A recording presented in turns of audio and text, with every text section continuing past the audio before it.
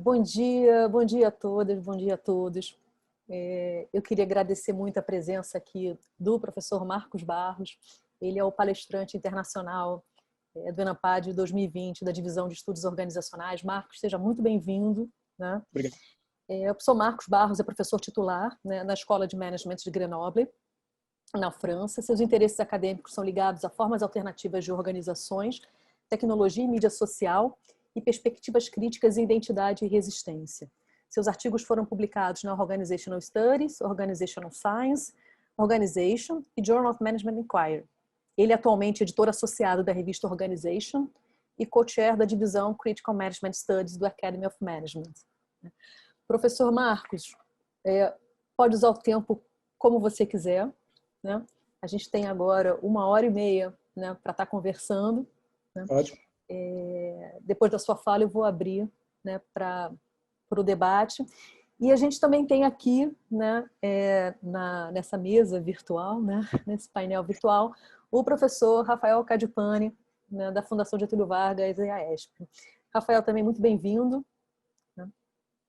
A gente vai estar aqui conversando, né, e tentando fazer essas articulações, né, com os participantes. Então, professor Marcos, fica à vontade. Tranquilo. Eu vou só interromper o meu vídeo para não ficar pesado, tá? Tá certo, tranquilo. Bom, eu queria primeiro agradecer o convite pela coordenação do Comitê Científico da Divisão de Estudos Organizacionais. Então, obrigado, Rafael Cadipani, obrigado a Alessandra Costa, a professora Cintia Rodrigues, Marcelo Bispo. Um prazer estar aqui. Como eu estava mencionando agora há pouco, a última vez que participei da ENAPAD, acho que foi em 2002. É bastante tempo e estou me sentindo como voltando um pouco em casa, depois desse tempo todo fora. E é muito prazer estar aqui. Então, o que eu vou falar hoje, eu vou começar a compartilhar a minha tela aqui. Diga se está funcionando. Vocês estão vendo? Está ótimo? Está ótimo. Tá ótimo. Então, mais uma vez, obrigado por me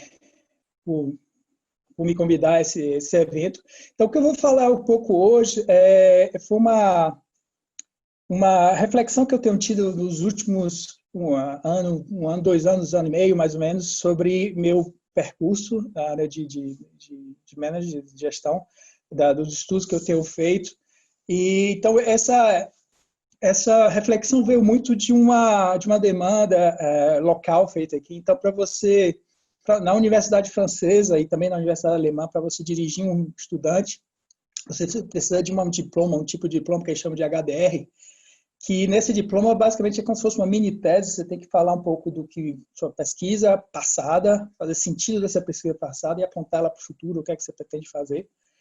E digamos que para mim, eu acho que algum de vocês deve ter esse mesmo desafio, falar de uma coerência de pesquisa passada não é fácil.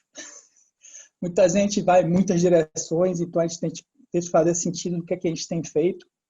Então, essa reflexão de tecnologia e democracia veio dessa necessidade de tentar fazer sentido, de tentar entender o que é que eu tenho feito e por onde eu quero ir. Então, eu vou tentar mais ou menos falar disso, falar um pouco do percurso que eu tenho passado, da forma como eu vi a relação entre essas duas coisas e como elas têm feito parte de todos os meus estudos, ou da grande maioria dos meus estudos até então. E como essa reflexão tem me levado a uma nova direção que eu acho interessante, acho que traz novas possibilidades e tal. Então, só para ter eu compartilhei, mas eu não consigo passar meu... consegui. Só para ter uma ideia do como eu vou estruturar isso. Então, tem obviamente uma lógica transversal nisso tudo, como eu disse, é meu caminho, meu percurso enquanto pesquisador, como é que eu vejo ele, como é que eu vejo ele no futuro. E aí eu passo por mais ou menos 3 fases. Então, eu começo por a ideia de tecnologia de uma perspectiva democrática, que foi, digamos assim, a primeira fase da minha pesquisa, que está, digamos assim, terminando agora, que os últimos artigos feitos dentro dessa perspectiva estão terminando agora. Vou explicar um pouco mais o que ela significa. Há uma segunda fase que seria muito mais de uma democracia de uma perspectiva tecnológica. Então, eu mudo um pouco de visão de onde eu parto para tentar entender a relação entre esses 2 conceitos. E aí eu entro na discussão entre essa ideia de tecnologia como instrumento de de gestão, desculpa, tecnologia como instrumento democrático, ou tecnologia como objeto democrático, qual a diferença dos dois e que é que vale a pena ver os dois dessas diferentes maneiras. Em seguida, falo mais ou menos quais são as próximas etapas, o que é que eu estou fazendo justamente com essa segunda visão de tecnologia enquanto objeto democrático. Só para falar rapidinho, a Alessandra já mencionou um pouco, mas para ter uma ideia de como isso fecha, ou entra, meu percurso entra nessas duas questões. Então, eu sou engenheiro de formação pela UFPA, sou soteropolitano, trabalhei durante algum tempo em engenharia mecânica, mas depois de trabalhar alguns anos no polo petroquímico de Camaçari, perto de Salvador, de 8 às 6 da tarde, eu não aguentei mais a vida de engenheiro, resolvi passar para a gestão, e já trabalhava um pouco na parte de ONG no Brasil, praticamente em Salvador. E aí comecei a ler, acho que fui bastante influenciado por leitura de Paulo Freire, de toda essa parte mais crítica, de visão de democracia, de consciência criada através de pedagogia, etc. E aí fui para Montreal, para a HEC Montreal, para poder desenvolver isso. Na época era um dos grandes centros na área crítica. Hoje em dia, com a nova geração que está lá, não necessariamente, continua sendo uma geração muito, muito competente, mas que a parte crítica sumiu um pouco. E desde então eu fui, um dos últimos 5 anos e meio, estou aqui em Grenoble, que é uma escola de comércio que me surpreendeu pela qualidade e pela quantidade de gente que trabalha na área crítica, que tem ideias similares às minhas, e que eu pude colaborar, e que eu pude desenvolver meu trabalho aqui. Então, nesse sentido, você também mencionou, então, tentando fazer sentido meus interesses, então tem 3 coisas principais. A parte de formas organizadas alternativas, particularmente cooperativas, mas eu trabalho também com movimento social. E cooperativa já traz essa ideia de democracia. Então, como vocês sabem, cooperativas é aquele tipo de organização onde a organização um coletivo específico é dono da cooperativa, ele também recebe os resultados financeiros dessa cooperativa. Mais importante, ele controla a cooperativa. Então, tem um lado democrático por trás de cooperativas que me interessa bastante. E, particularmente, cooperativa, do jeito que eu tenho estudado, foca bastante no que eles chamam de degeneração democrática. Então, como essas cooperativas, seja por influência de competição no mercado, porque cooperativas são empresas que trabalham para um mercado específico, mercado econômico. Então, seja por causa de competição, seja por causa de uma influência de aumento da expertise dentro das cooperativas, ou por outras razões, elas têm perdido o lado democrático, têm sido controladas por um grupo específico, têm perdido justamente essa capacidade de participação dos membros. Então, eu tenho olhado muito essa degeneração. Tenho olhado a parte de crítica, particularmente identidade, poder e resistência, e isso talvez seja uma influência de engenheiro mecânico. Desde o início, eu pensava muito em tecnologia e mídia, e tecnologia de forma geral, mas ela realmente começou a me interessar quando eu, nos idos de 2010, eu comecei a me interessar por o que estava acontecendo em termos de mídia social no Brasil. Então, na época, mídia social, na época não era o que é hoje em dia, que o WhatsApp domina basicamente a mídia social do Brasil, para o bem ou para o mal. Na época era tinham vários blogs, tinha uma presença enorme de várias pessoas, jornalistas e outras pessoas envolvidas em blogs discutindo política, era uma coisa muito efervescente, e isso me interessou enormemente. Muitos dos meus trabalhos giraram em torno disso. E então a minha parte tecnológica começou com a tecnologia social, começou com a tecnologia digital, e hoje em dia a gente vai ver expandir para outros domínios dentro dessa área de tecnologia, e particularmente ligado à democracia.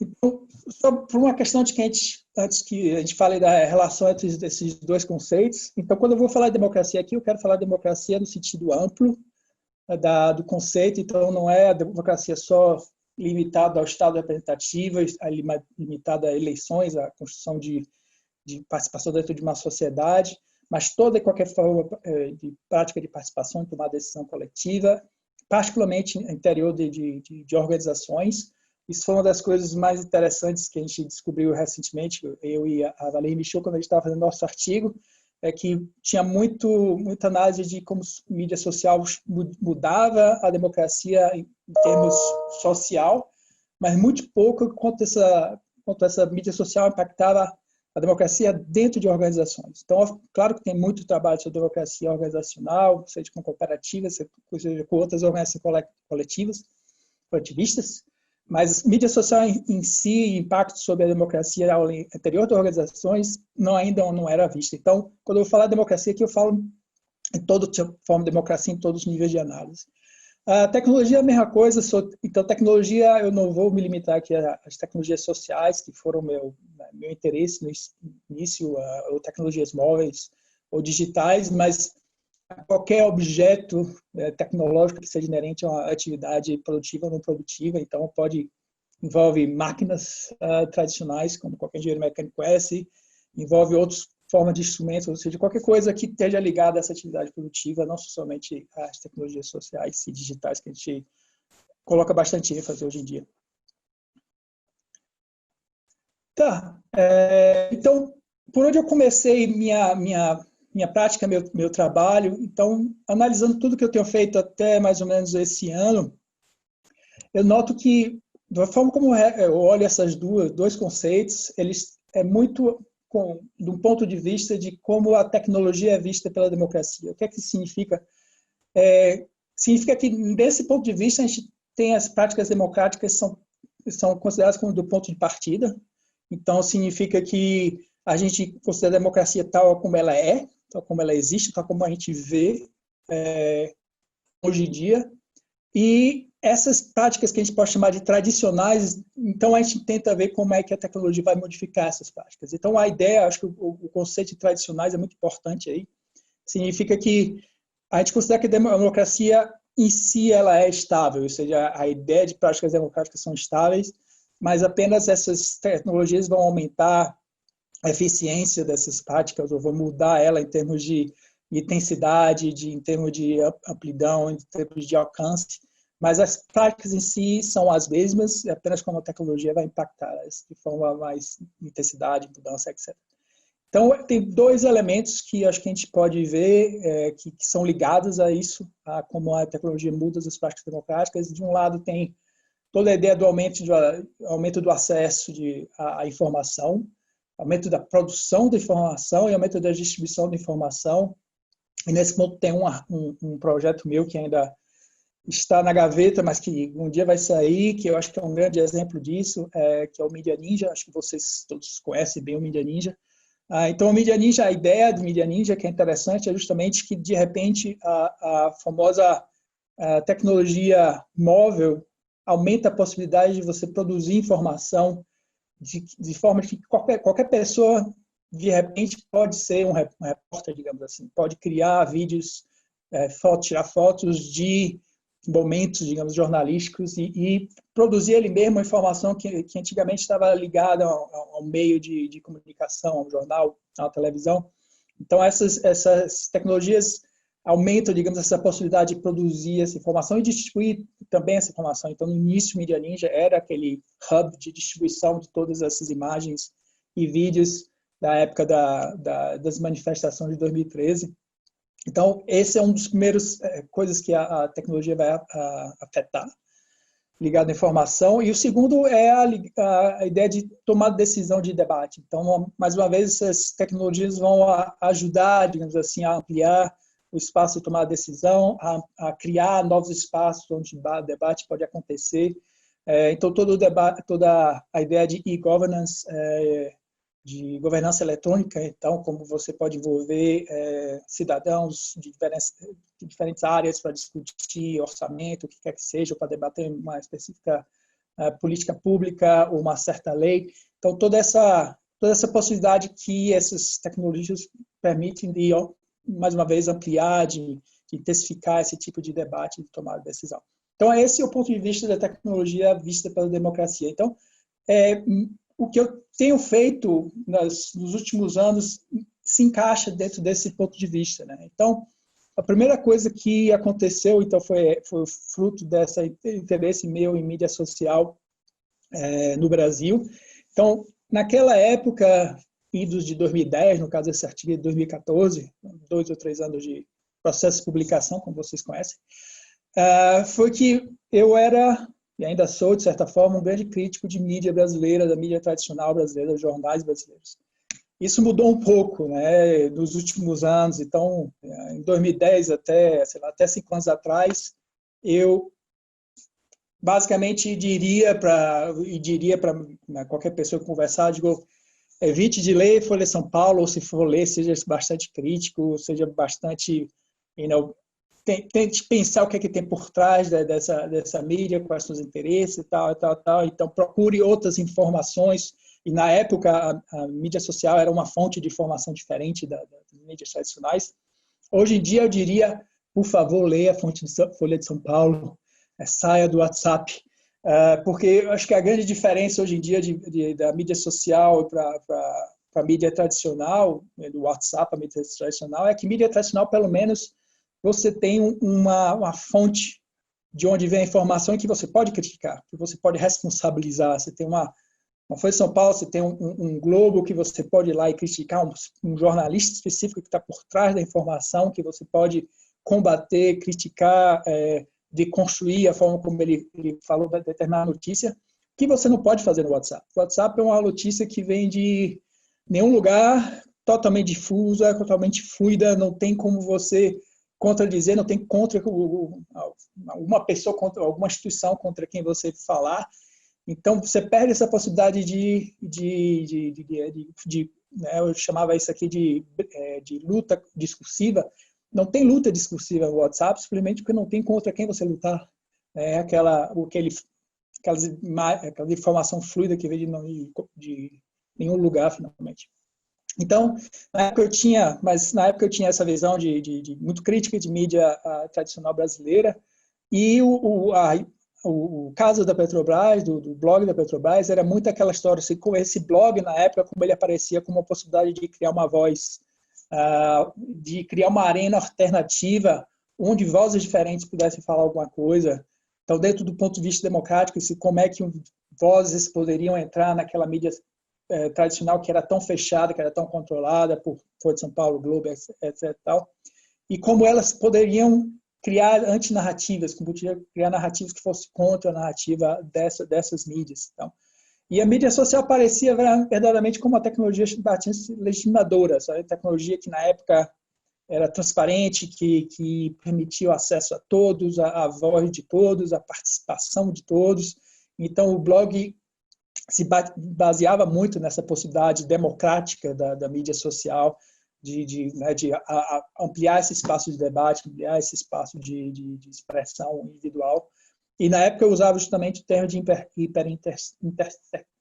intertextualidade, justamente para mostrar como a mídia social trazia uma forma diferente de esse debate democrático. Então, eu falava de como era mais imediato, era mais intenso, era mais transparente esse diálogo democrático. Então, o foco era bastante na parte das práticas democráticas tradicionais, de participação, de contradição, de debate e tal. Então, esse tipo de visão prosseguiu com o artigo sobre os blogueiros sujos. Não sei se vocês se lembram quem eram os blogueiros sujos. Isso foi a época da eleição Dilma de 2010, se não me engano, 2012, não foi antes. Mas essencialmente foi na época que tinha os blogueiros, na época era o Nassif, era o Paulo Henrique Amorim, que tinha uma voz que era diferente da voz da mídia tradicional, que era considerada que apoiava um candidato de direita na época do PSDB. E a ideia toda desse artigo era que eu começasse a perceber que esses profissionais de jornalistas tentavam começar a escapar do espaço da mídia tradicional, que não era mais considerado como democrático. Então, tinha uma voz, tinha um tipo específico de jornalismo que deveria ser feito, que era controlado por essa mídia tradicional. Então, a mídia social aqui não era não só um espaço alternativo, mas era mesmo um espaço de fuga.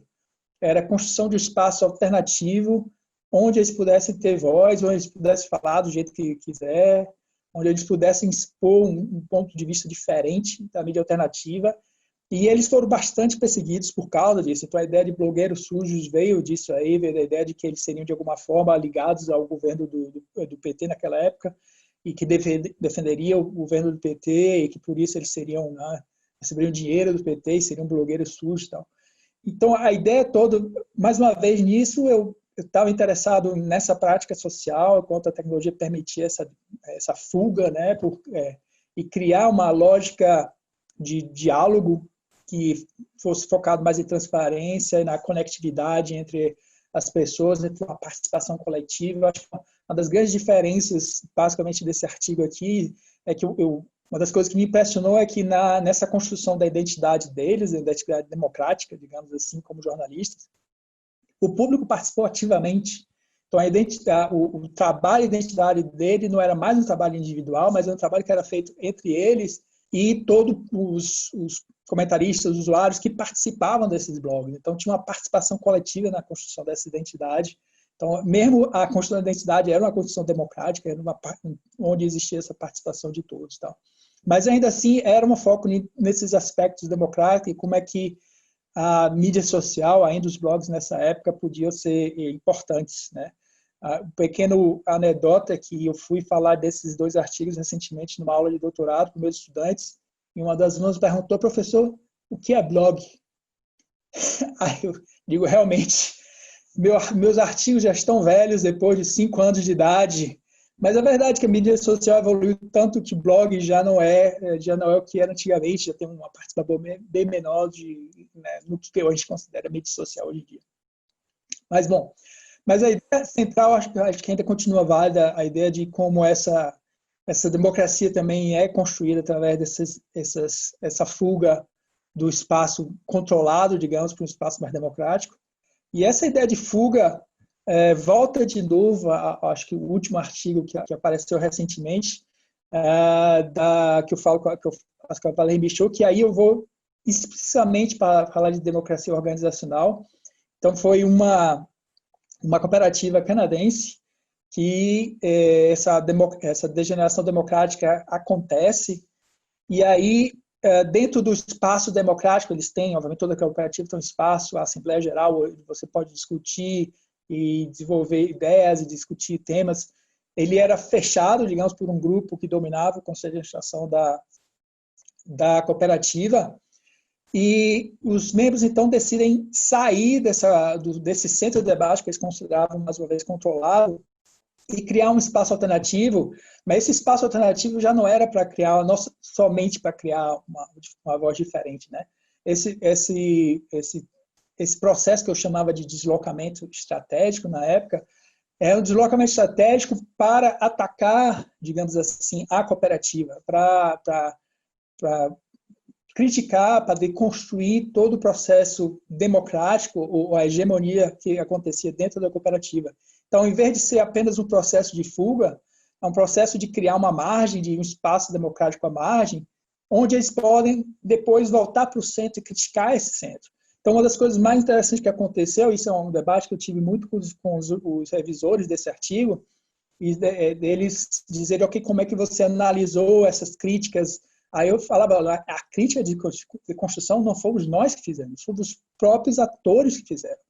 Eles mesmos foram lá e foram capazes de dizer, olha o que está acontecendo dentro da cooperativa, tem um controle do discurso, tem uma manipulação aqui, tem um controle de quem tem acesso à informação. Então, eles mesmos já tinham essa capacidade de olhar esse processo hegemônico dentro da suposta democracia na cooperativa e deconstruir isso e criticar e formular alternativas, etc. Tal.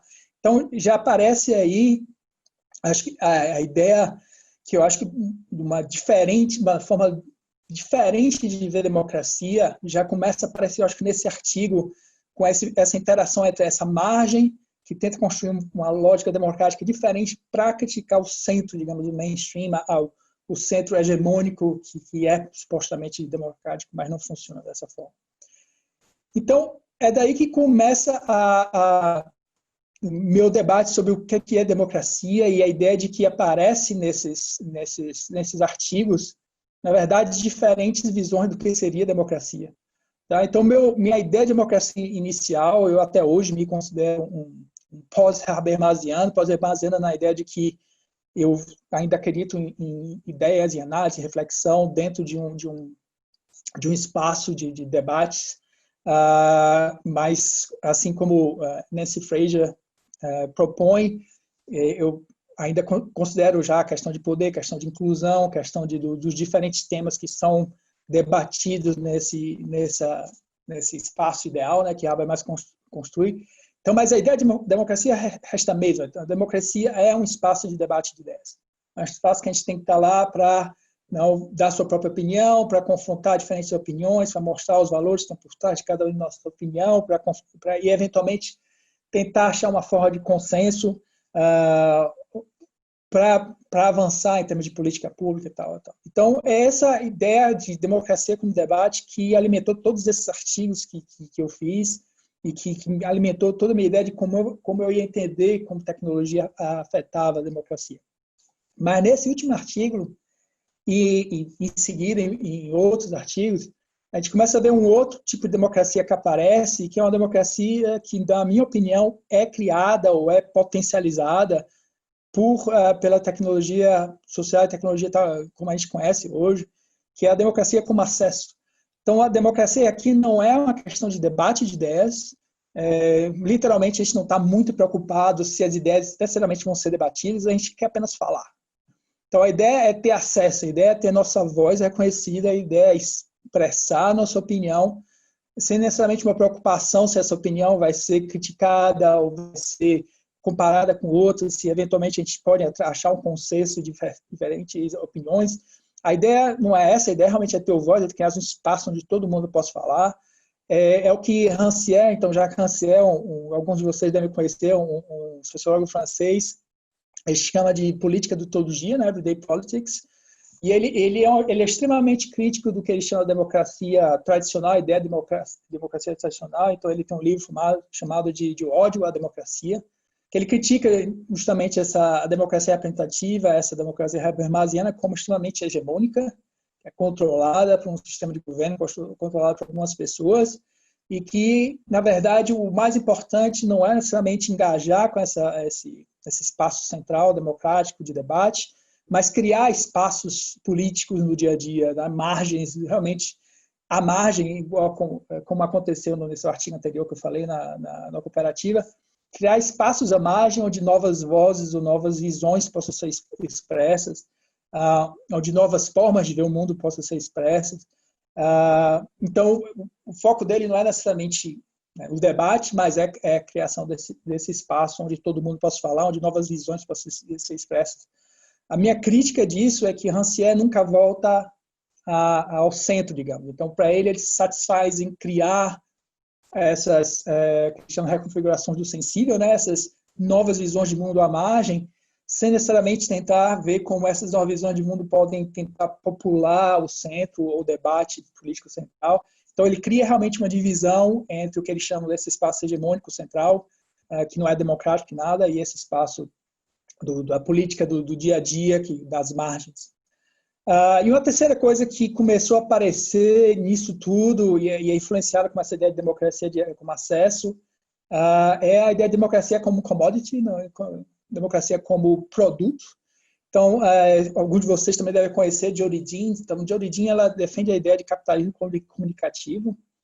Então, o capitalismo comunicativo, por ela, influenciado nessa ideia de democracia como acesso, é a ideia de que a participação em si passa a ser monetizada. Então, Facebook, Twitter, eles ganham dinheiro pela nossa participação, eles ganham dinheiro pelo fato que a gente está circulando ideias, fotos, selfies, o que seja, que a gente está focando na viralidade das nossas mensagens, etc. Então, de certa forma, como ela diz, o importante para Facebook, ou Twitter, o que quer que seja, o WhatsApp, não é necessariamente criar ideias ou desenvolver o debate de ideias, mas é incentivar a participação onde o significado das mensagens vale menos do que a capacidade delas de circularem. Então, muito mais importante é se a mensagem pode ser compartilhada, se ela ganha os likes, do que se a ideia dela, ou se o conteúdo dessa mensagem vai influenciar alguém. Então, essas plataformas de mídia vão ganhar dinheiro, vão monetizar em função dessa circulação. Não é o significado, não interessa, não é apenas a circulação. Então, isso aponta um lado desse everyday politics de Rancière que pode ser perigoso, na medida que a construção desses espaços, dessa voz, vira apenas um exercício de, digamos assim, de participação sem significado e que passa a ser monetizado por essas plataformas.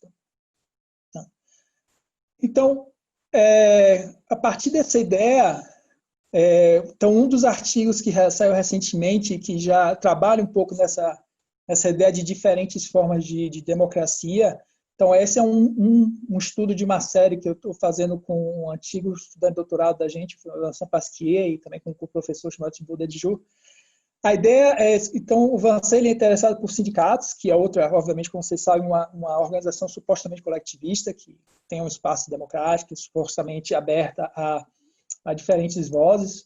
E a gente analisa como é que a mídia social, com essa nova visão da democracia, confronta esse espaço democrático dos sindicatos, que é muito mais ligado à democracia tradicional habermasiana, de debate e tal.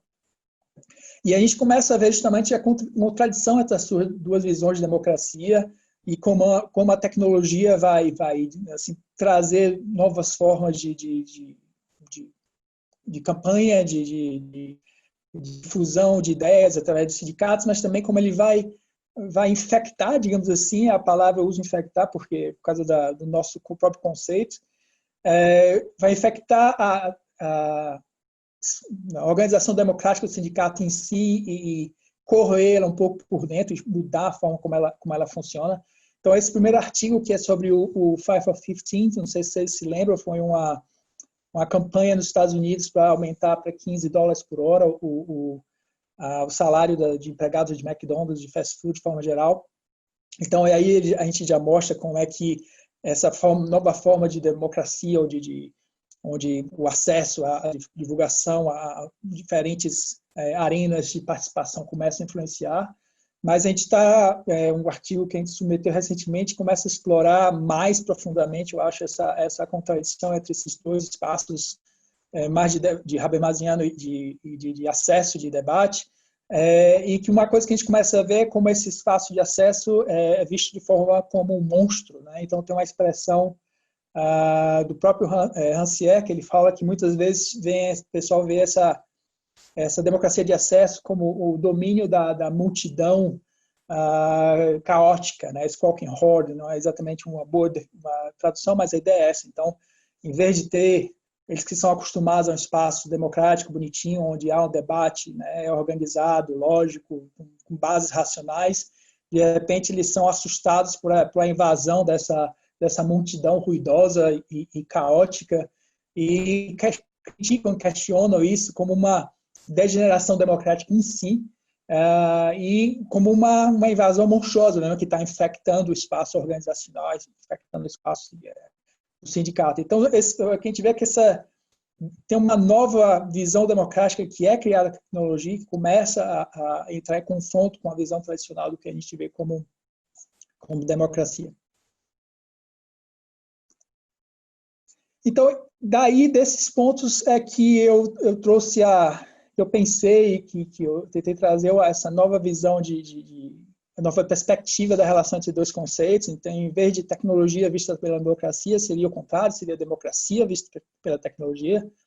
Então, o ponto de vista é muito mais baseado, em vez de ser baseado nas práticas democráticas tradicionais, é baseado nas possibilidades tecnológicas e como essas possibilidades em si criam novas práticas democráticas, como é que ela vai trazer novas visões de que a democracia pode ser, né? Então, nesse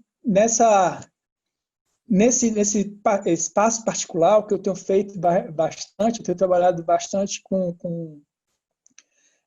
uma autora chamada Noor Chechnya, que ela é filósofa da ciência, e ela tem, acho que muitos de vocês devem conhecer também, ela trabalha com a ideia de tecnologia como o que ela chama de objeto pós-social. Então, o ponto de vista da tecnologia é de tecnologia enquanto agregadora. Então, a tecnologia, segundo ela, no mundo pós-social, A ideia de interação, de identidade, de comunidade não existe mais enquanto na relação entre indivíduos sem não por si só dentro de uma comunidade, como eu falei, mas que essa relação ela é construída em torno do objeto, do objeto tecnológico particularmente. Então, e o mais interessante disso tudo é que ela trabalha com um conceito que é muito interessante chamado de objeto epistêmico. Então, a ideia de objeto epistêmico, segundo ela, que é diferente da ideia de instrumento. Então, o instrumento seria aquele objeto praticamente invisível, que você não se questiona, que você usa sem pensar no que ele é, que usa de forma automática praticamente. E a tecnologia, enquanto objeto epistêmico, é muito mais problemática, digamos assim. A tecnologia, enquanto objeto epistêmico, é aquele que está continuamente se transformando, como ela chama de unfolding, né? Está se transformando, está mostrando novas possibilidades, está entrando em contradição, está mostrando novas funções, novas propriedades. Então, é uma tecnologia que é visível. Então, ela não é mais aquele instrumento invisível que você usa sem pensar, mas, ao contrário, é uma tecnologia que está te confrontando a repensar o seu trabalho, a repensar a sua relação com a tecnologia, mas também repensar a sua relação com a própria comunidade ao qual você faz parte, ao próprio grupo ao qual você faz parte. Então, ela foca bastante nessa interação entre tecnologia e coletividade e como essa tecnologia afeta a integração social. O que é perfeito se a gente quer pensar em termos de democracia, né? Democracia como digamos assim, um instrumento, uma forma de integração social. É interessante dar, digamos assim, os elementos analíticos para pensar nessa relação entre esse objeto epistêmico, né, que é totalmente imprevisível, que muda a cada momento, e as possibilidades de democráticas que esse objeto pode trazer nessa interação. Eu espero que até agora tudo esteja fazendo sentido, tudo esteja claro. Depois estou aberto para as questões e para os comentários e críticas. Sim, então, de onde começou a evoluir essa ideia, então, lendo o North Chetna, vendo esse resultado das pesquisas que eu tenho feito, uma das coisas que me motivou a ir nessa nova direção, onde a perspectiva começa em tecnologia, foi esse artigo embaixo, foi um artigo que saiu tem uns 2 anos mais ou menos na The Economist, se eu não me engano. Então, esse artigo fala do movimento que chama Right to Repair. Então, o que é o Right to Repair? Right to Repair é um movimento, basicamente, que defende o direito do indivíduo de consertar o seu objeto, a sua tecnologia. Parece óbvio, mas a ideia, basicamente, que eles defendem é que, de mais e mais, os objetos, as tecnologias que a gente tem acesso, não são mais nossos. São controlados por outro ator externo, normalmente uma companhia, que não nos permite interagir com esse objeto, explorar esse objeto como a gente poderia no passado. Então tem argumentos nesse movimento que vem desde a direita até a esquerda. Então, o argumento mais, digamos assim, liberal, direitista, é a ideia de que a pessoa tem direito à propriedade. Então, se eu paguei por alguma coisa, eu tenho direito de fazer com ela o que eu quiser. Então, um grande exemplo desse artigo que é interessante é do fazendeiro americano que dizia que ele tinha um trator dele, da John Deere, que é a grande fabricante americana, que antigamente ele podia consertar toda vez que dava um problema por ele mesmo, na fazenda dele, mas nos últimos anos a John Deere foi lá e botou um software, botou um controle central informatizado, que quando quebra o trator, ele não pode mais consertar. Se ele tentar por ele mesmo consertar, ele perde a garantia, o software em si limita a possibilidade de interação dele, né? Um pouco como os iPhones em geral, né? Se você tirar a cola, já era, você perde a garantia. Então, de repente, o trator não é mais dele, o trator é da John Deere. A John Deere tem direito é a única que tem direito de explorar, de reparar esse trator. Então, ele perde o controle daquilo que é supostamente propriedade dele. Então, esse é o argumento mais liberal, digamos. E tem um argumento mais crítico, mais à esquerda, que é para dizer que não somente não é só a questão de propriedade, mas o fato de que esses objetos que fazem parte da nossa vida e que influenciam o nosso dia a dia, eles passam a ser dominados por um outro ator e que digamos assim, por uma lógica de proximidade, passa a dominar também o nosso dia a dia. Então, a gente que é, né, tanto dependente de nossos telefones móveis, então, esses telefones, como fazem parte da Apple, ou da Samsung, etc., eles vão, como são controlados por essa companhia, elas têm, digamos assim, um direito e a possibilidade de diretamente influenciar nosso modo de vida, influenciar como, o que a gente faz, nosso próprio, né, cotidiano. Então, o argumento mais crítico é esse argumento de uma certa dominação que é construída através dos objetos sobre a gente, né? Então, o que é interessante desse movimento que me chamou a atenção é que, de repente, você tem essa tecnologia que é desapropriada da gente. Então, a gente não tem mais direito a interagir com essa tecnologia, a gente não tem mais direito de se apropriar dessa tecnologia, de explorar essa tecnologia, de consertar essa tecnologia. A tecnologia pertence a outrem, pertence a uma outra instituição, a um outro ator. E isso vem com o conceito tradicional de Marx de alienação. Então, se você se lembra, a alienação de Marx tinha 4 elementos. Então, era a alienação do trabalhador em relação ao produto do trabalho dele, a alienação do trabalhador em relação ao instrumento de trabalho dele, a alienação do trabalhador em relação à comunidade e em relação ao mundo, à natureza de forma geral. A gente normalmente tem sido muito focado a ideia de alienação do trabalhador em relação ao produto. Então, o exemplo de que a pessoa que participa de uma produção em massa, em série, de um carro, nunca vai se identificar com o carro que sai na frente, que ela só, basicamente, né, usou um parafuso ou botou uma porta. Então, o carro em si fica longe, ela não se reconhece mais naquele produto. Mas existe menos a ideia de alienação do objeto de trabalho, do instrumento em si. E é isso basicamente que acontece. O que a gente usa para o nosso trabalho não é mais nosso, a gente não controla mais. Passa a ser uma coisa que está fora de nosso controle, nosso domínio, e é controlado por outro. Então, essa alienação fica cada vez maior do nosso instrumento de trabalho, do nosso instrumento mesmo de atividade não produtiva. Então, tem toda essa ideia do controle externo, do uso, de exploração dessa tecnologia que passa a acontecer, que é outra pessoa que pode lidar com essa tecnologia, não nós mesmos. Mas, ao mesmo tempo que existe toda essa dominação, esse problema, digamos assim, esse controle externo, uma das coisas mais interessantes que Antônio Negri, se vocês se lembram dele, Antônio Negri, que é famoso por ter escrito O Império junto com Michael Hart, ele recentemente escreveu um artigo que ele diz que, apesar disso tudo, nosso acesso à informação tecnológica está maior do que jamais, né? Então, vocês sabem disso, qualquer pessoa que quiser consertar o próprio iPhone dela, tem provavelmente uns 10.000 vídeos no YouTube que vai explicar para ela o que ela tem que fazer. Qualquer pessoa que quer resolver um problema de uma geladeira, como eu fiz recentemente aqui em casa, tem um vídeo no YouTube que te explica qual é o problema, como é que você pode acessar, o que é que tem a ver com essa geladeira. Ou seja, basicamente, a informação tecnológica em si está disponível. Nós somos capazes de utilizar, de acessar essa informação para explorar nossa própria tecnologia. Então,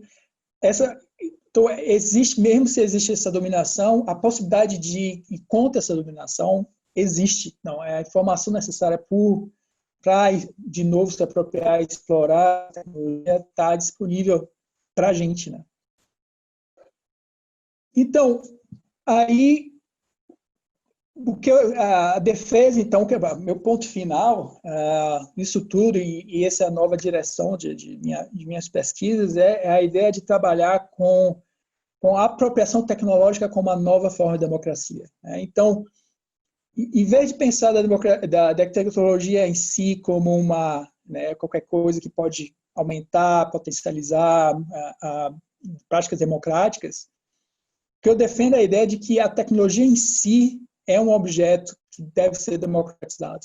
Que a tecnologia em si é um novo objeto de democracia. O controle dessa tecnologia é um problema democrático e que é essencial para a construção democrática ela mesma.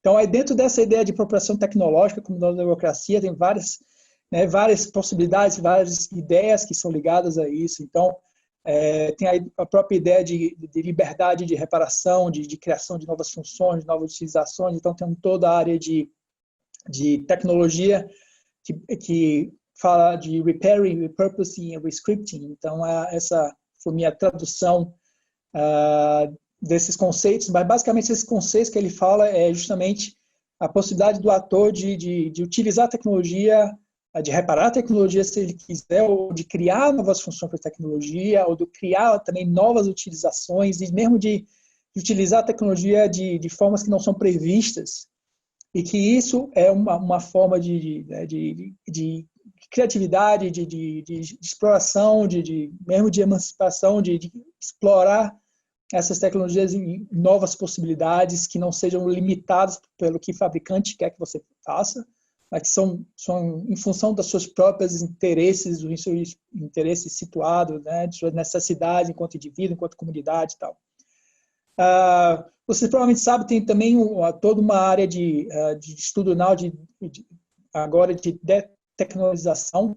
Basicamente, tem comunidades e tem grupos que começam a pensar como é que a gente pode se livrar de tecnologias que são particularmente extremamente consumidoras de recursos, de energia, e como é que a gente pode passar tecnologias mais simples, efetivas, mas menos energívoras, como a gente diz, né, que menos consomem. Então, a ideia básica é que tecnologização passa primeiro por apropriação.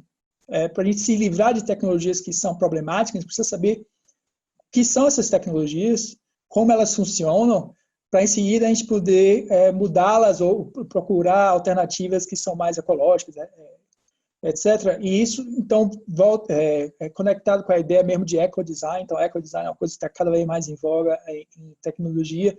Então, basicamente, como criar tecnologias que são ligadas a uma certa matriz ecológica, respeito ao meio ambiente.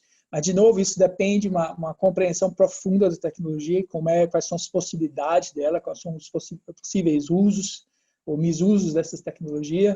E é ligada à própria ideia de economia circular, que está muito em voga no Brasil, mas muito em voga no mundo inteiro. Então, como é que você pode fazer um novo design para garantir que essa tecnologia possa ser reutilizada, que possa reduzir o impacto ecológico dessa tecnologia, como você pode reutilizar.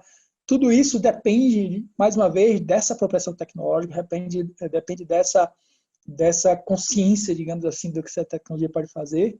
E a última coisa é a própria ideia de territorialidade. Então, aqui, praticamente em Grenoble, a gente está trabalhando muito sobre como é que pode se desenvolver tecnologias que possam ser apropriadas pela comunidade em si, para as necessidades da comunidade, por interesse da comunidade e controladas pela própria comunidade.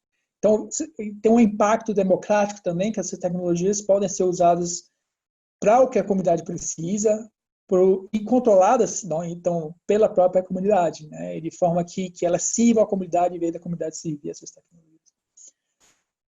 Então, os objetos de estudo recentes que eu estou fazendo, só para dar um exemplo do que eu estou fazendo agora, que vai nesse sentido. Então, já faz 2 anos que eu estou fazendo estudo com outros colegas aqui na França sobre Fab Labs. Então, Fab Labs, se vocês, para quem não conhece, é uma redução para Fabrication Labs. É um projeto do MIT, que basicamente o projeto era dar acesso a tecnologias de ponta para usuários, né, sem custo, ou com custo mínimo. Então, a ideia básica é deixar que essas tecnologias estivessem disponíveis para serem apropriadas por qualquer pessoa, para serem entendidas por qualquer pessoa. Então, nosso trabalho com esses Fab Labs é basicamente tentar entender como é que as pessoas exploram essas tecnologias e mais importante, como elas exploram essa tecnologia de forma coletiva. Então, eles têm aquela famosa expressão de do it yourself, né, DIY. Para eles é DIWO, que é do it with others. Então, a ideia não é só explorar a tecnologia, mas fazer de forma coletiva. Então, como coletivamente você pode explorar essas possibilidades de tecnologia. E eles já estão passando a ideia de Fab Labs 2.0, né, que é assim, aumenta mais a possibilidade dessas tecnologias e da democrática possibilidade democrática dessa tecnologia, porque eles estão querendo criar Fab Labs que possam ser capazes de criar outros Fab Labs. Ou seja, não só você cria produtos, mas você cria a própria tecnologia, próprias máquinas que são supostamente acessíveis para essas pessoas. Então, eles virarem completamente autônomos de fabricantes desse tipo de máquina e tal. Então, faz 2 anos que a gente está trabalhando sobre isso, já tem alguns artigos aí sendo submetidos, mas é essa relação, e eu estou utilizando bastante no Chetna nisso, essa relação entre exploração tecnológica, construção de comunidade, democracia, acesso, que está sendo explorado nesse trabalho. A segunda coisa, e que vai junto com a ideia do movimento Right to Repair, vocês provavelmente conhecem os Repair Cafés. Então, os Repair Cafés estão muito ligados a Fab Labs, e justamente são cafés ou momentos, eventos que são criados, onde as pessoas podem trazer os equipamentos deles para serem consertados, né, por outras pessoas. Mas a ideia é que, em vez dessas pessoas que estão no Repair Café consertar para você, eles vão te ensinar como é que conserta. Te ensinar o que é essa tecnologia, que você pode fazer essa tecnologia. O que eu achei particularmente interessante, então, das primeiras entrevistas, das primeiras observações que eu tenho feito, é que existe uma possibilidade meio subversiva em tudo isso. Então, um exemplo clássico foi que, não sei se vocês sabem, mas acho que vários de vocês sabem, mas por exemplo, o iPhone, ele requer um instrumento específico para ser desmontado. Ou seja, as chaves de fenda tradicionais no mercado não funcionam com o iPhone. Então, de propósito, eles criaram um tipo de encaixe que não pode ser feito com as ferramentas tradicionais. Aí o que acontece? Nesses Repair Cafés e nos Fab Labs, eles estão começando a criar esses instrumentos. Estão começando a desenvolver esses instrumentos que podem permitir essa apropriação tecnológica. Então, eles estão meio que indo contra não a necessidade, mas a vontade de controle dessas organizações e criando as possibilidades de explorar essa tecnologia, criando esses instrumentos que justamente vão permitir de reparar, de criar novas funções, novas utilizações para essas tecnologias. Na Grenoble Cloud Management, a gente tem trabalhando com essas tecnologias territorializadas que eu mencionei para vocês. Então, o caso específico é que a prefeitura aqui, nós temos um prefeito ecológico, graças a Deus, que ele resolveu envolver a comunidade no controle da poluição da água e do ar. Então, eles criaram, juntos com a comunidade, desenvolveram a tecnologia para essa medição de poluição do ar e da água, que foi uma tecnologia que teve envolvimento dos atores locais para definir como essa tecnologia iria funcionar, como essa tecnologia iria ser feita. Esses atores locais são as pessoas que vão utilizar a tecnologia para fazer esse tipo de medição, e eles mesmos são capazes de controlar essa tecnologia, de adaptar essa tecnologia para a própria necessidade deles, né? Então, aqui é o caso específico como essas tecnologias estão sendo territorializadas no sentido de assim, ajudar a necessidades e problemas específicos de um território, de uma comunidade, para resolver os problemas locais sem depender de outros terceiros atores. E a última coisa, é uma coisa que eu comecei a trabalhar também faz 1 ano, mas ainda está no início, é a ideia de Technological Commons. Technological Commons já existe há algum tempo, mas a ideia de como transformar tecnologias numa propriedade coletiva, então vocês conhecem a ideia de Commons. So, Commons é como certos elementos, certas coisas podem virar uma propriedade coletiva e serem administrados pela coletividade. Quando a gente fala então, os casos tradicionais água, rios, são florestas que podem ser controlados pela coletividade, para o bem da coletividade. E a Technological Commons apareceu bastante em relação à informação disponível online, né? O mesmo artigo do Negri que eu mencionei para vocês, ele menciona muito isso, como a gente pode controlar as tecnologias online, né, tecnologias digitais, para garantir que as informações pertencem à comunidade, que essas tecnologias pertencem à comunidade. Então, o sistema Linux pode ser um grande exemplo disso. Mas o que eu estou tentando sugerir é um Technological Commons que vai além do digital, que fale também de coisas da produção do dia a dia, né? Aquela ideia de que não, grande parte do mundo ainda vive com tecnologias materiais mesmo, que não, a maior parte do mundo não vive no digital, a maior parte do mundo ainda trabalha no dia a dia, numa lavoura ou dentro de uma fábrica e tal. Então, como essas tecnologias, esse Technological Commons pode ir além do universo digital.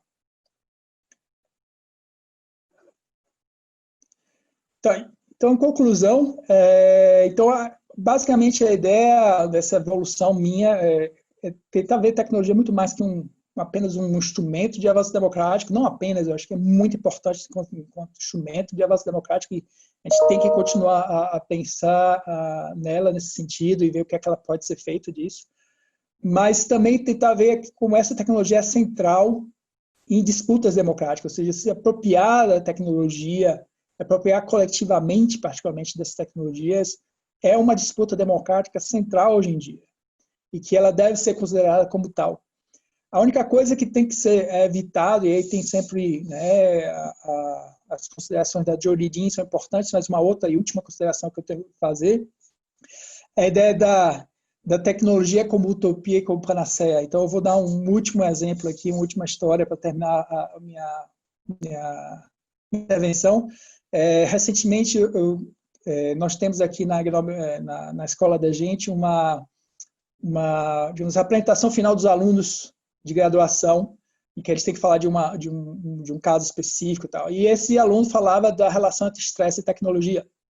Então, ele falou como o e-mail e outros tipos de tecnologia do trabalho hoje em dia criam um estresse, a pressa e a pressão sobre o trabalhador, tal. Então, ele passou 15 minutos falando disso e depois ele terminava com a solução. E a solução dele, então, para resolver o problema de estresse, você tem esse app aqui, que você pode baixar, que vai regular o seu estresse. Tem esse outro app que você pode regular para gerir o seu e-mail. Basicamente, todo o estresse que era criado pela tecnologia, a solução para ele foi mais tecnologia. Então, toda a ideia, né, tem um texto famoso mostrando como todas essas empresas do Vale do Silício foram criadas, influenciadas pela visão da utopia tecnológica. Então, para eles, o melhor mundo é um mundo profundamente tecnológico, um mundo que é dominado pela tecnologia, e a tecnologia responde a tudo. Então, nesse sentido, a única coisa que a gente tem que sempre manter em mente enquanto está trabalhando com isso é evitar cair na armadilha de pensar que tecnologia resolve tudo, particularmente tecnologias mais modernas, e que elas são a solução para o mundo, né, do futuro.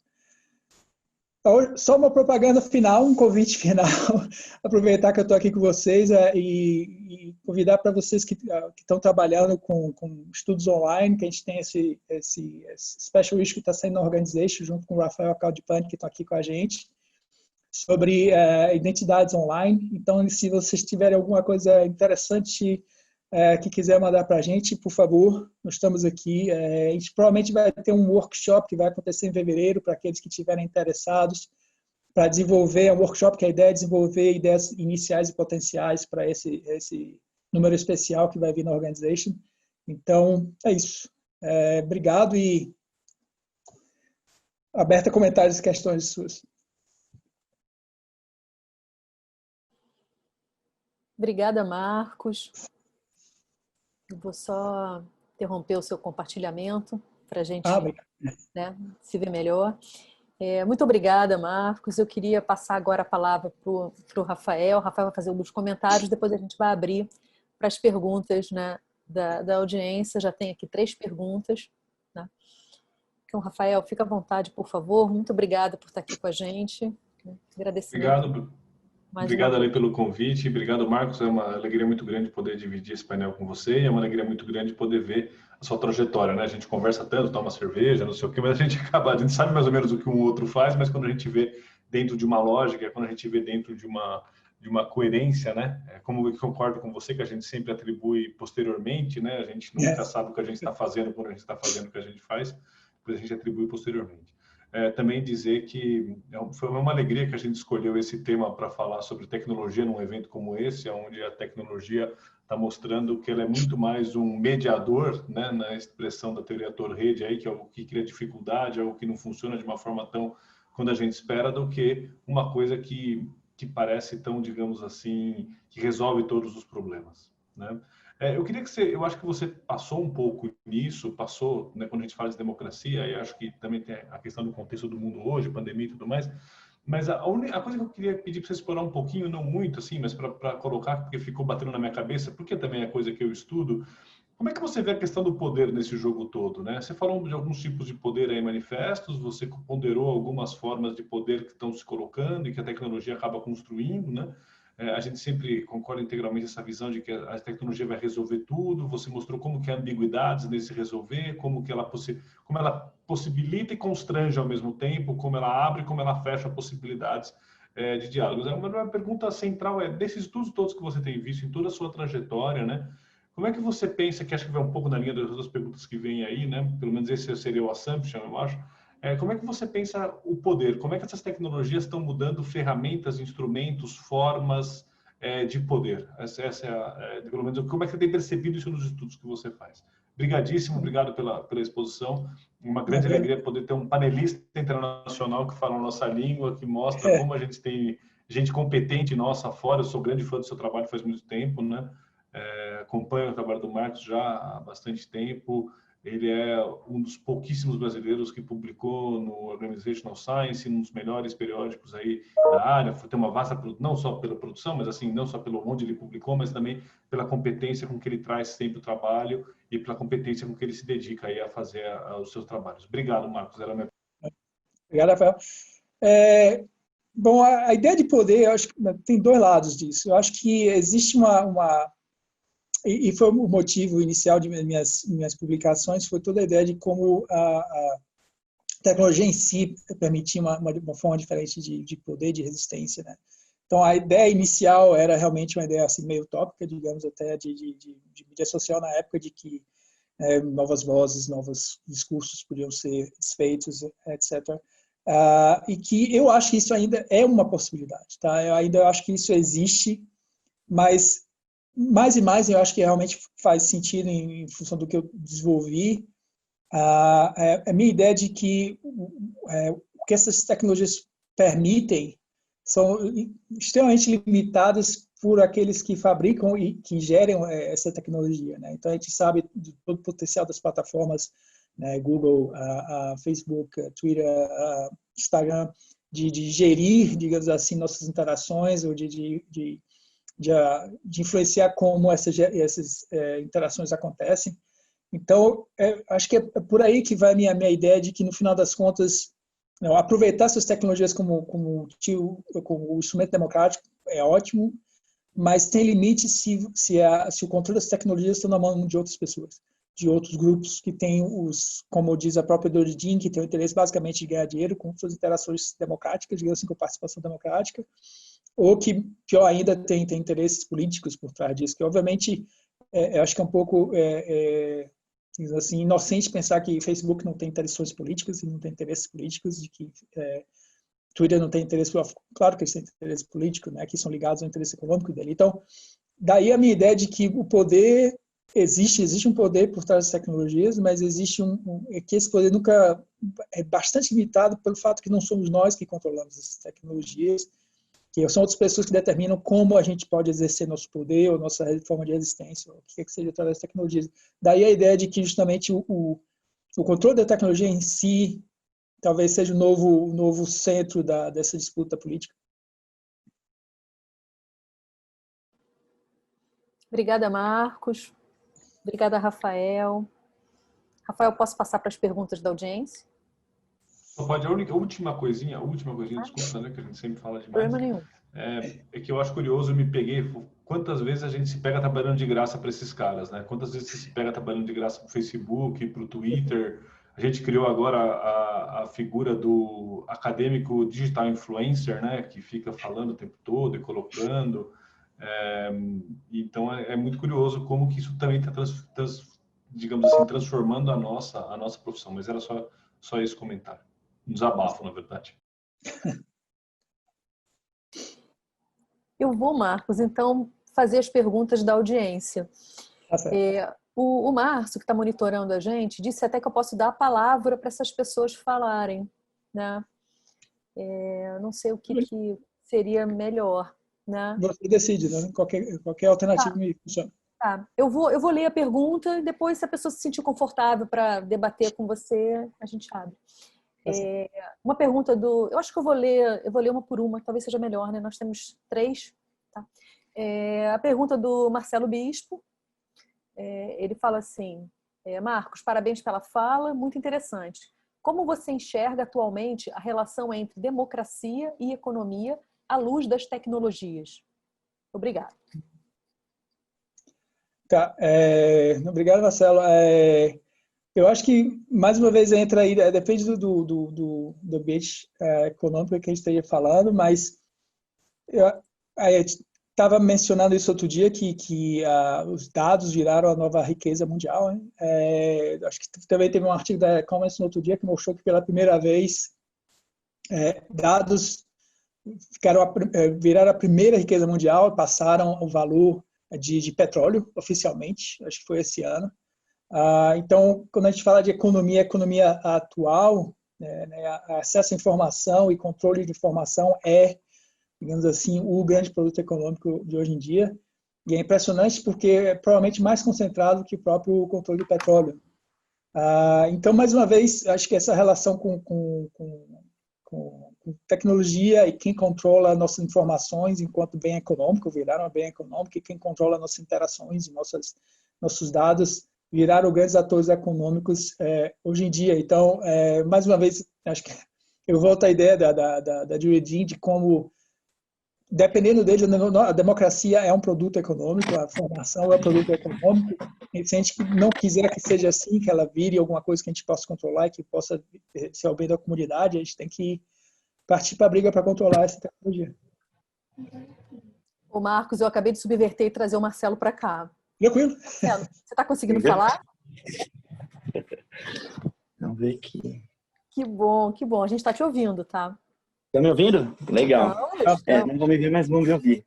Então tá, legal. É porque digitar pergunta é meio complicado, assim, né? Senão fica um texto muito grande. Mas é isso mesmo, Marcos. Parabéns aí pela fala. Eu achei muito interessante essas relações, porque no dia a dia, essa estrutura que você mostra, de como isso acontece, parece tudo muito normal, né? E aí tem essa fala do Rafael, das relações de poder, que também elas estão entranhadas entre nós, mas a gente não percebe como elas exercem essas influências. E aí, isso também, porque no final das contas eu queria debater mais sobre a questão da desigualdade. Sim. Que você, como brasileiro, sabe que isso está cada vez, parece que esgarçando mais no nosso país, né? Eu moro em João Pessoa e eu cheguei aqui, mas não sou daqui, eu cheguei em 2011. E em 2011 eu praticamente não via pessoas pedintes na rua tirando os famosos flanelinhos. Sim. Nos últimos dias, o que eu mais venho vendo são famílias morando nas ruas, né? Gente pedindo de todo tipo. A gente tem um fluxo de imigração venezuelana aqui na cidade também, venezuelanos indígenas. Então a gente tem toda uma complexidade. Essa questão da democracia por meio da tecnologia, muitas vezes o acesso, que foi o que você disse, sem uma reflexão desse acesso, parece que é o suficiente para que as pessoas se sintam representadas, se sintam empoderadas, e aí a gente pode usar uma série de adjetivos. Então era em cima disso assim que eu gostaria de ouvir as suas reflexões. Obrigado, viu? Obrigado, Marcelo. Não, você tem razão. Acho que informação em si, acesso à informação em si, não é democracia, né? Eu entendo, por isso foi minha crítica quando eu falei do Rancière, que ele, digamos assim, defendia a ideia de acesso, a ideia de voz como uma prática democrática importante. E eu concordo com ele. Eu acho que você dá espaço a mais pessoas a falar, mais pessoas a exprimir o ponto de vista deles em si é interessante para a democracia. Mas eu tenho muito problema de quando isso vira uma prática, né, circular, quando não fica preso em si mesmo, como a gente fica basicamente gritando um contra o outro às margens e não engaja num processo político de debate, né?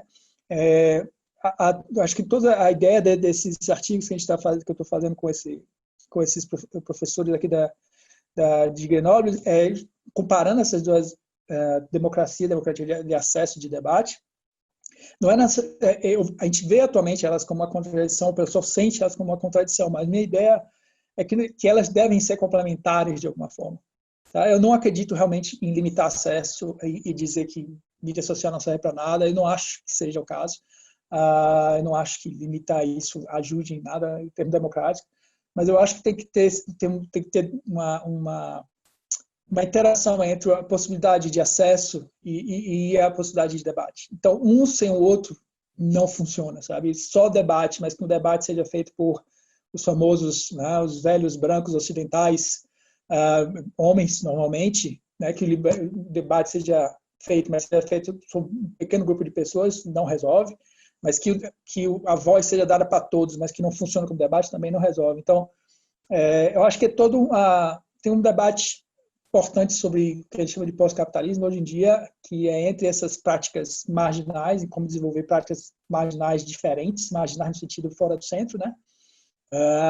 E que isso é importante desenvolver essas práticas que são fora do centro, que criam novas vozes, criam novos vocabulários, novos conceitos e tal. Mas eu sou daqueles que acham que, eventualmente, essas práticas que estão à margem têm que vir ao centro se elas querem ganhar legitimidade, se elas querem participar de uma construção de uma sociedade, de um debate sobre políticas públicas, sobre isso, construção de como combate à desigualdade, como distribuição de renda, esse tipo de coisa. Basicamente isso. Muito obrigado, Marcos. Muito obrigado, Marcelo. Marcelo, não sei te levar de volta, então por enquanto você continua aqui, tá? Tá bom. Eu já pedi ajuda, né, para o monitor. Em algum momento eu tiro você daqui. A segunda... Não tira não, tadinho. Deixa ele aqui até o fim. Então não é democrático. Isso não é democrático. E é o poder da tecnologia para cortar a democracia aí, tá vendo? É que eu me inspirei na fala do Marcos e eu estou subvertendo essa tecnologia. Até eu levar um puxão de orelha do meu chefe, né? Mas enquanto ninguém me puxa a orelha, eu vou continuar subvertendo. A segunda pergunta é da Margarida. Como você pensa o uso da inteligência artificial e os aspectos destrutivos para a humanidade? Eu vou trazer a Margarida também para cá, se ela não se importar. Eu espero ela chegar para ela me fazer pergunta ou eu já começo? Eu acho que você pode começar a responder. É interessante, esse debate de inteligência artificial está acontecendo muito no nosso próprio grupo aqui, então a gente tem alguns colegas que trabalham com a ideia, tem o Ismael Alamudi, que é particularmente tem um trabalho muito interessante nisso. E é interessante que os próprios alunos da gente estão cada vez mais interessados em inteligência artificial e trabalham com a inteligência artificial. Então, eu acho que, para mim, e eu acho que várias pessoas a gente concorda nisso, acho que a grande concepção errada, digamos assim, como é que diz isso? Misconception em português, desculpa, eu estou perdendo meu português. A concepção errada de inteligência artificial é que ela é neutra, de alguma forma. Então, isso não é fato. Basicamente, a inteligência artificial ela é criada por alguém e mesmo por exemplo, ela é criada e baseada em certos dados. Então, normalmente, a inteligência artificial ela é desenvolvida através de input de dados, né? Então, você coloca dados e que esses dados ela vai desenvolvendo a aprendizagem, vai desenvolvendo a inteligência e tal. Mas os dados iniciais, os dados que são alimentados dessa inteligência artificial, quem decide somos nós. Né? Então, uma famosa... A gente tem a Patrícia Zanoni, que é a editor-in-chief da Organization, ela faz um trabalho interessante atualmente com a HR Analytics, não sei se vocês conhecem, que é basicamente uma inteligência artificial que é supostamente usada para escolher o empregado ideal. E basicamente o que eles falam é que a ideia de empregado ideal, que essa inteligência artificial vai usar como base, somos nós que damos. Né? Então, essa inteligência artificial normalmente tem escolhido homens brancos ocidentais, né? Porque é essa ideia de empregado ideal que tradicionalmente as empresas vão colocar nessa... Então, não existe inteligência artificial neutra, ela é criada por nós. Margarida, você quer fazer algum comentário? Sim, graça aí, Marcos, excelente exposição, muito bom o assunto. Eu hoje estava lendo uma matéria sobre a Universidade de Cambridge, e lá eles colocam alguns pontos que são motivos hoje, objeto de estudo de alguns cientistas, e entre eles aparece a inteligência artificial como sendo uma espécie de armadilha que nós mesmos estamos criando para uma possível destruição mesmo talvez da humanidade assim, no futuro. Então, assim, a inteligência artificial ela me chama atenção já há algum tempo sobre isso que a gente diz que nós criamos, né? Mas eu não sei assim bem quando é que nós criamos ou quando nós estamos sendo sujeitos da utilização por alguns poucos engenheiros que a criam e nos colocam aí como sujeitos submissos a ela. Então, é nesse sentido assim, que me chama a atenção. Como a gente aceita de bom grado a inteligência artificial sem nenhum limite. Então, com certeza. Não, Margarida, perfeito. A ideia justamente é que inteligência artificial, quando eu digo que ela foi criada por nós, esse nós, bota entre aspas, esse nós é um grupo específico de pessoas que têm recursos e que têm capital cultural ou capital econômico para criar esses... daí a ideia de que os dados que são utilizados para criar essas inteligências artificiais são extremamente com viés, né? Um viés específico, com um pré-conceito específico. Então, você está muito certo, quem cria esse nós, que cria a inteligência artificial é um grupo bem específico, e o resto de nós é submetido a essa inteligência artificial com os preconceitos, as pré-condições que são feitas por esse grupo. Obrigada, Marcos. Obrigada, Margarida. Grata pela participação, pelo esclarecimento. A pergunta da Franciane Silveira, ela se alinha, né, com essa da Margarida, né? Marcos, como você vê os dilemas éticos e impactos sociais relacionados ao novo ciclo de desenvolvimento da inteligência artificial? Eu vou fazer a mesma coisa, eu vou trazer também a Franciane. Não, acho que tem uma ligação com o que a gente acabou de falar.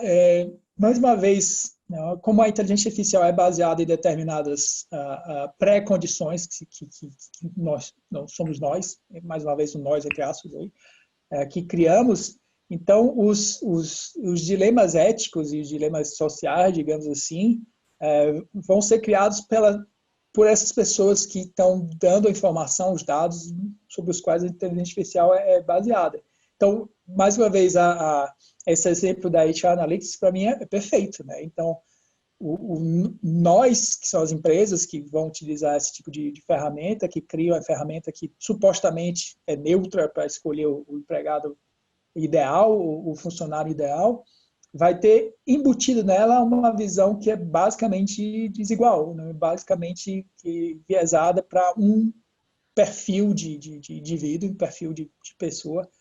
Então, né, problemas éticos, assim, eu acho que, mais uma vez, eu acho que os problemas éticos de inteligência artificial não são diferentes dos problemas éticos de qualquer tecnologia que é utilizada por um grupo específico, né? O problema de inteligência artificial é que a gente basicamente acreditou que ela é de alguma forma neutra. E aí dá uma capa de não tem problema ético, não tem problema social, é neutro. Então, se a gente tira essa capa de neutralidade e a gente se dá conta que isso não existe, acaba sendo um problema ético baseado em qualquer tecnologia utilizada por um grupo específico de pessoas, ou dominado por um grupo específico de pessoas. Franciane, você quer fazer algum comentário? Quer complementar? Olá, Marcos. Parabéns pela exposição, foi muito interessante. Eu acho que fiquei satisfeita com a pergunta. Eu gostaria assim, de saber mais como identificar esses impactos sociais, esses dilemas éticos a priori, e assim, se tem grupos trabalhando sobre como mitigá-los, né? Tá.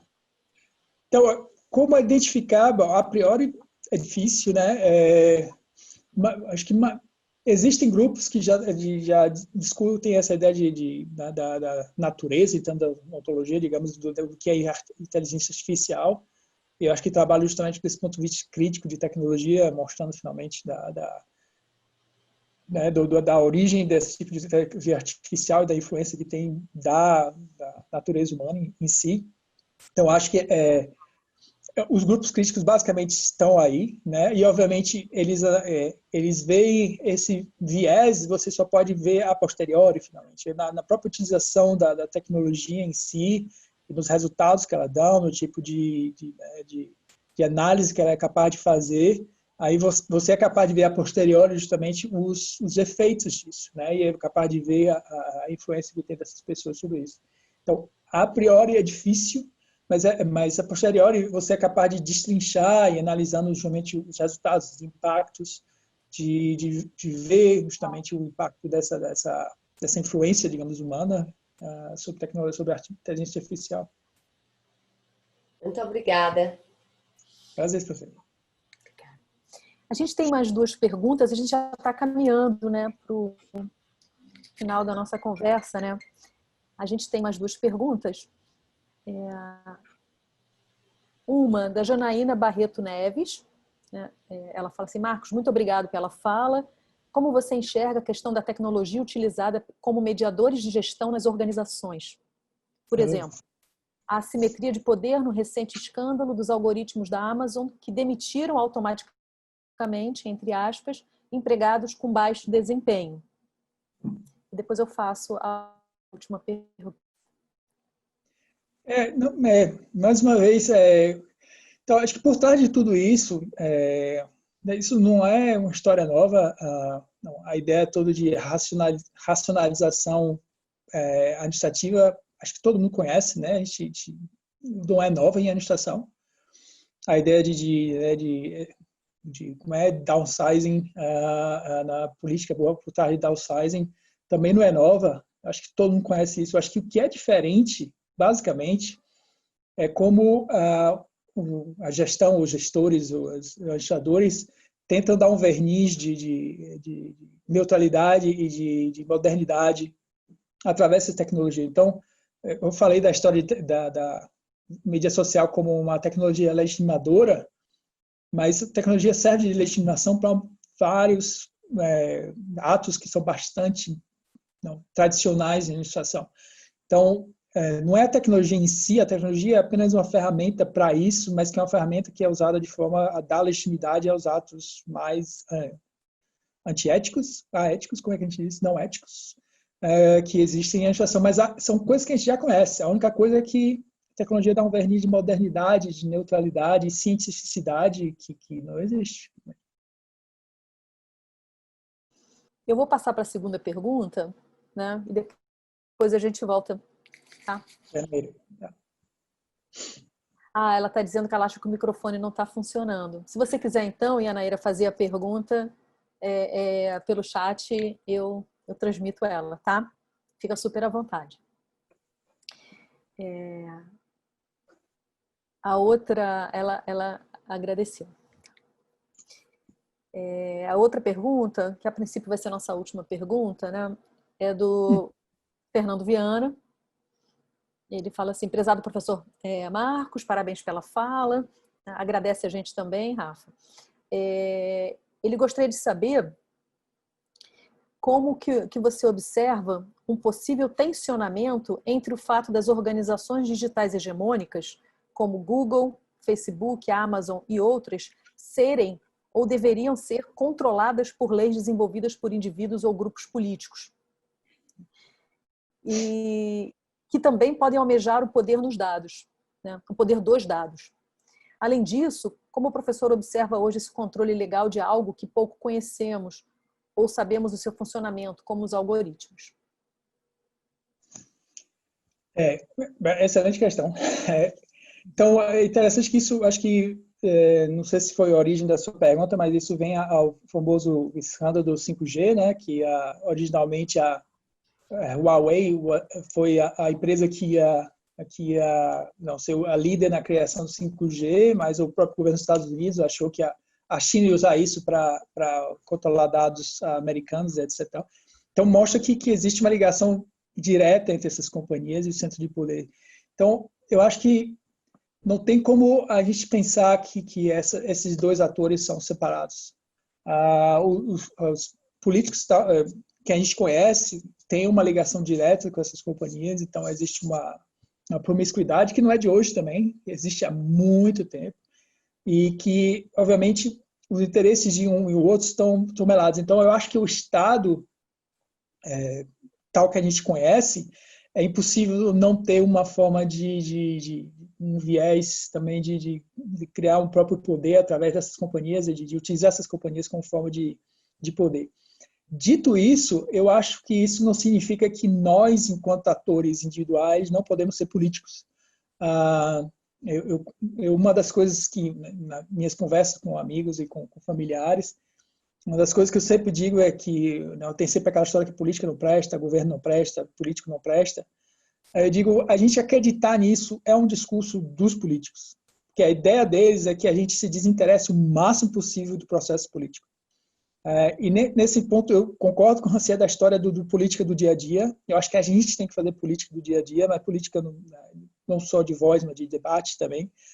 Porque por mais que do jeito que está não funciona, por mais que do jeito que está tem poderes envolvidos e tem interesse promíscuos envolvidos, se a gente achar que é só se manter à distância que vai resolver, não é. Então o Estado tem uma função, mas você está certo que na atual, né, configuração de poderes das pessoas que estão envolvidas com o Estado é mais, digamos assim, maléfico que benéfico.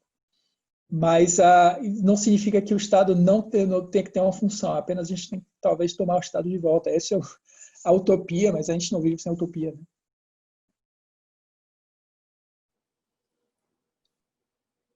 Fernando, você quer fazer algum comentário? Não, só quero agradecer mesmo. Muito obrigado mesmo. Obrigado, Fernando. Obrigada, Fernando. Eu acho que a gente tem ainda um tempo para uma última pergunta. Alguém gostaria de fazer uma última pergunta? Eu não sei se eu deixei alguém sem resposta. Eu estou vendo aqui. Eu acho que não. Mas se alguém quiser fazer mais uma pergunta, a hora é essa. Rafael, mais uma pergunta? Não, acho que para mim tá tudo indicado.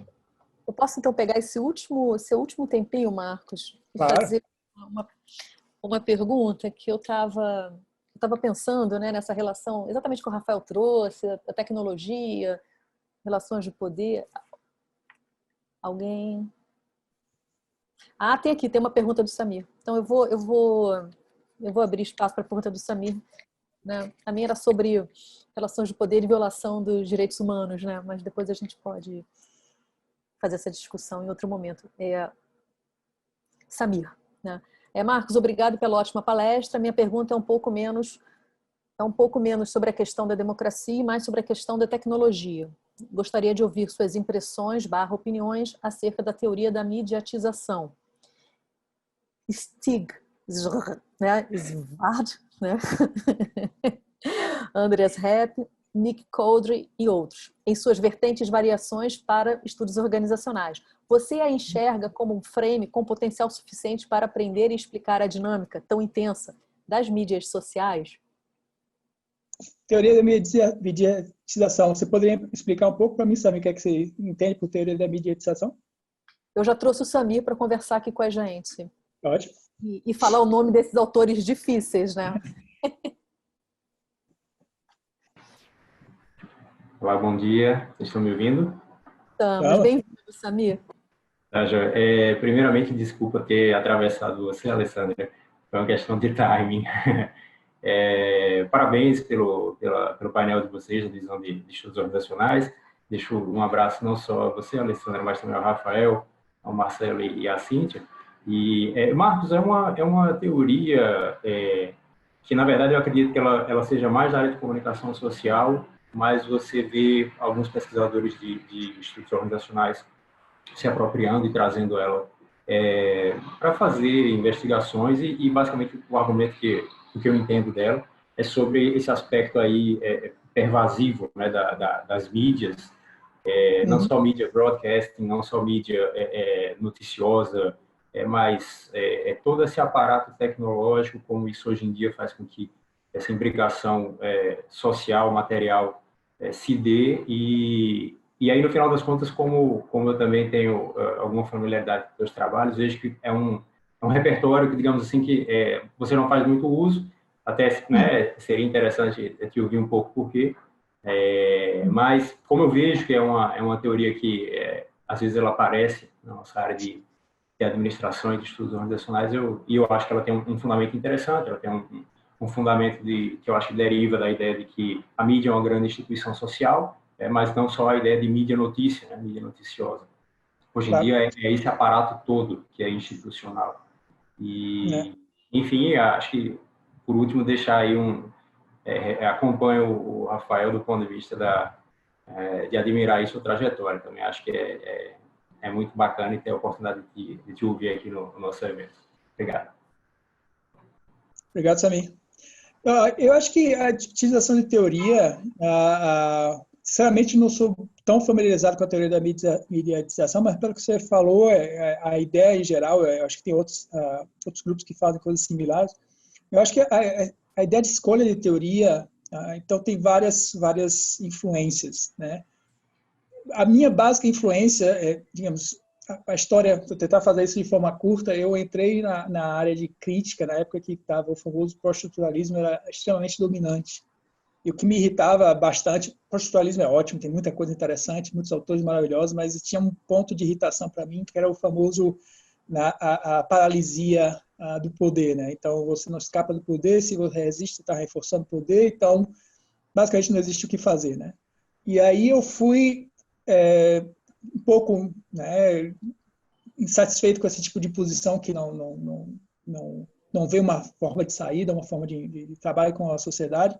Eu parti para uma visão que é muito baseada no que eles chamam de realismo crítico, que a ideia básica é, sim, discurso, mídia é extremamente importante. O discurso realmente ajuda e é central para construir o mundo tal como a gente vê. Mas essa mídia e esse discurso também é centrado numa materialidade, digamos, num contexto específico. Então, meus estudos é muito mais a ideia de o discurso estar central, mas o discurso é sempre influenciado e formatado e contextualizado, digamos assim. Então, sempre tem alguém que tem um acesso privilegiado ao estudo, sempre tem alguém ao discurso, tem alguém que tem acesso privilegiado à informação, acesso privilegiado a espaços públicos de debate, etc. E tal. Então, digamos assim, por isso que eu fui para o lado do realismo crítico, que acho que bota mais a influência do contexto social, político, cultural para a análise do discurso, para a análise dessa interação, dessa disputa discursiva, digamos assim. Então, vou olhar com curiosidade para esse trabalho do... Eu também não consigo dizer o nome, viu, Alessandro? Eu acho que é Riavad. É um pessoal norte-europeu, né? Tem alguns da Holanda, alguma coisa acho que da Escandinávia também. Tá. Mas vou olhar com curiosidade, não conheço a teoria da mediatização, não, mas minha escolha teórica é baseado, acho que desse ponto de vista, eu queria teorias que me permitissem de analisar a desigualdade de forma real. É aquela só desigualdade existe, problemas econômicos existem, né? Então, por isso que eu escolhi as teorias que eu escolhi durante todo esse período. Perfeito, obrigado, Marcos. Prazer. Ok. Então, infelizmente, né, vamos ter que finalizar, né, a nossa conversa. Marcos, muito obrigado por ter aceito o nosso convite. Prazer foi foi meu. incrível a conversa, né? Te aprendeu muito, né? Então, assim, parabéns para todos os que estão aqui. As perguntas foram ótimas também. Então, a gente só tem a agradecer. Samir, você fica com a gente aqui nesse fechamento. E, Rafael, se você quiser fazer algum último comentário, fica à vontade. Eu só agradecer ao Marcos pela excelente exposição e apresentação a um tema que é tão importante para o mundo de hoje. Eu acho que as tecnologias evoluíram e se desenvolveram mais rápido do que a gente conseguiu pensar sobre elas. É impressionante como isso aconteceu nas últimas 2 décadas, principalmente na última década. Nós estamos tendo que lidar com um monte de questão que essas tecnologias permitiram, né? Não acho que elas determinam, não vejo uma visão de tecnologia de determinismo tecnológico. E o Marcos é uma das pessoas de proa que está pensando, nos pesquisadores de proa que está pensando nessas questões, e muito orgulho de ser um brasileiro fazendo isso. Então, parabéns aí, muito obrigado por ter vindo aqui no nosso evento, e a casa é sempre sua. Eu queria só dizer que eu estou muito feliz pelo convite, o debate foi ótimo, adorei as perguntas, e como eu disse, eu voltei a casa depois de quase 10 anos, pretendo continuar nela, pretendo voltar a interagir com todos vocês, sei que vocês fazem um trabalho muito interessante. Eu tenho descoberto isso cada vez mais nos últimos anos, então estou de volta. Você acostuma a me ver mais por aqui. Que bom, que bom. Muito obrigada, Marcos. Muito bom. Então, agradecer a todos, né? E lembrar que depois do almoço a gente tem sessões, né, de apresentação de trabalhos.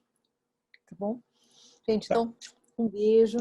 Grande abraço. Obrigada, Alessandra. Obrigada. Valeu, Rafa. Obrigada. Muito obrigada. Um abraço. Um abraço.